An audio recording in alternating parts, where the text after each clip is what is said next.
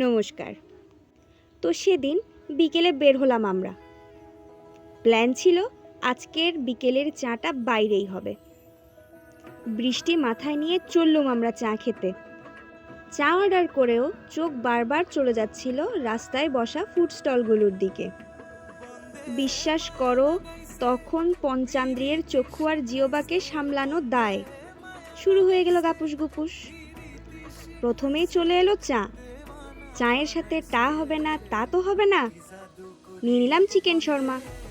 ওখান থেকে বেরিয়ে প্রথমেই চলে গেলাম ফুড স্টলে, নিয়ে নিলাম মশালা মোমো।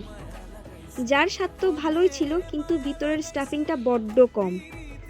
মোমো খেতে খেতেই চোখ বারবার চলে যাচ্ছিল পাশের ফুচকা স্টলের দিকে। তাই ওই ফুচকা কাকু থেকে প্রথমে নিয়ে নিলাম ফুচকা। রোড সাইড ফুচকা হওয়ায় আমার এক্সপেকটেশন তেমন একটা ছিল না, কিন্তু স্বাদ ভালোই। ফুচকার উপর ইমপ্রেস হয়ে আমরা নিয়ে নিলাম এক plate chotpoti.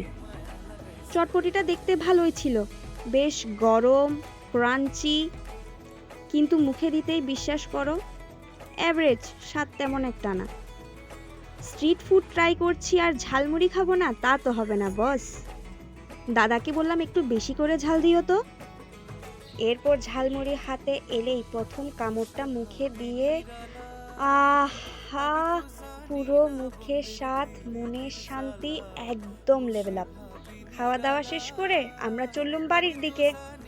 Follow for more. সবাইকে হর হর মহাদেব।